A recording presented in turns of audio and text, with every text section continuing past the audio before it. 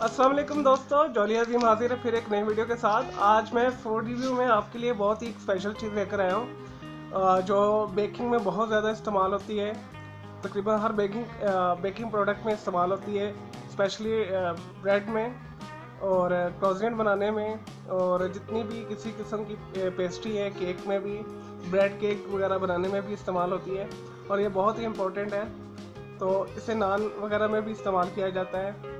तो आज मैं अपने लिए एक यीस्ट का प्रोडक्ट लेकर आया हूँ। ये बहुत अच्छी प्रोडक्ट है, मैंने बहुत ज़्यादा इस्तेमाल की है। तो मैं आपको इसके साथ मैं आपको इस प्रोडक्ट का एक्सपीरियंस शेयर करता हूँ कि अगर आप मार्केट से लेकर आते हैं उसे तो वो मोस्टली ख़राब होती है या ख़राब हो जाती है या वो उससे सही बनती नहीं है। तो मैं पूरी टिप्स भी शेयर करूँगा आपके साथ कि आप किस तरीके से उस प्रोडक्ट को अच्छे तरीके से इस्तेमाल कर सकते हैं। आज हम करेंगे यीस्ट, ठीक है। आज मैं आपके लिए लेकर आया हूँ रोजमोर का यीस्ट। दोस्तों ये बहुत ही शानदार प्रोडक्ट है, तो इसका रिज़ल्ट भी बहुत अच्छा है।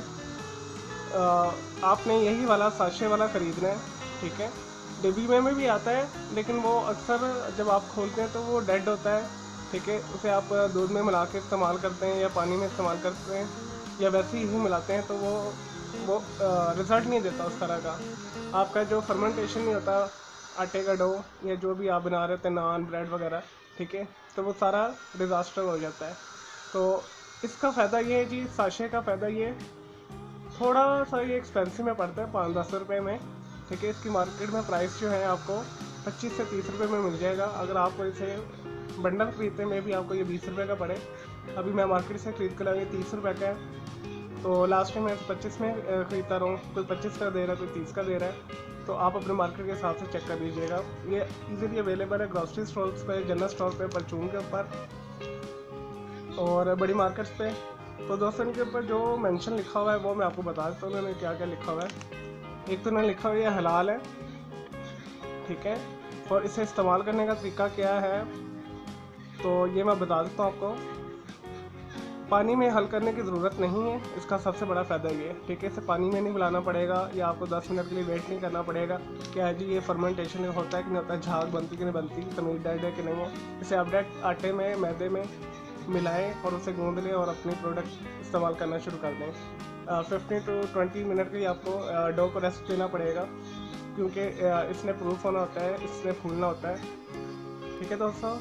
तो आगे इसमें क्या लिखा हुआ है, जो ये एक पैकेट है ये 11 ग्राम का है, ठीक है। नेट वेट इसका 11 ग्राम का है, ठीक है। अप्रॉक्सीमेटली 10 ग्राम होगा इसके अंदर जो प्रोडक्ट है हमारी खमीर की। तो इसे आपने आधा किलो आटे में या 1 किलो आटे में मिलाना है, मैदे में या आटे में मिलाना है, तो फिर ये आप इससे ब्रेड वगैरह बना सकते हैं। तो मैं आपके लिए इसी यीस्ट के साथ मुख्तलिफ किस्म ब्रेड बनाना सिखाऊंगा, बन बनाना सिखाऊंगा और आपके लिए काफ़ी किस्म की चीज़ें बनाना सिखाऊंगा, क्रोसेंट भी बनाना सिखाऊंगा।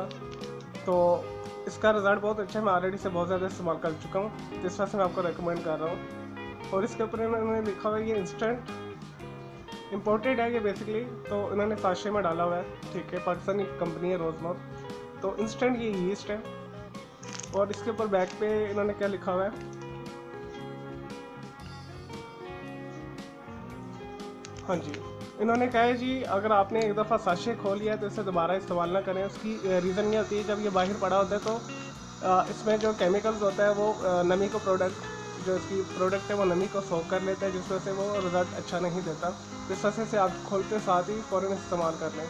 कि अगर आपने इसे रखना भी है तो मे भी आप 1-2 घंटे या 1 दिन के लिए रखेंगे तो बिल्कुल एयर टाइट करके रखेंगे, लेकिन इन्होंने तबाह किया है पीछे। यानी प्रिकॉशंस ये है कि आप बच जाने वाली मकदार को इस्तेमाल मत करें, ठीक है। तो आप इसी को ही जो है उसे ही फॉलो कीजिएगा। ठंडी और खुश जगह पे आपने रखना है।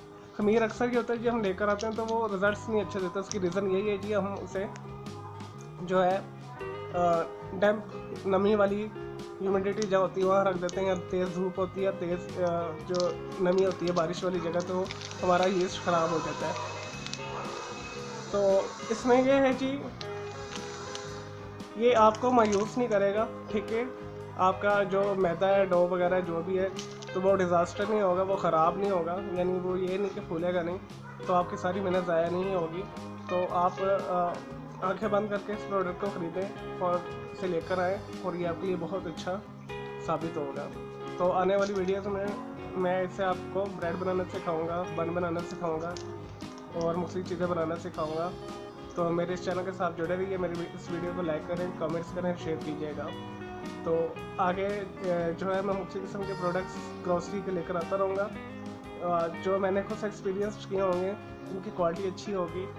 तो आप मेरे साथ जुड़े रहिए। ओके जी, अल्लाह हाफिज़। और मेरा दूसरा चैनल है आर्ट्स एंड ग्राफिक्स का, कलर क्लाउड के नाम से, लिंक डिस्क्रिप्शन बॉक्स में, उसे भी आप सब्सक्राइब कर लीजिएगा। ओके, अल्लाह हाफिज़, टेक केयर।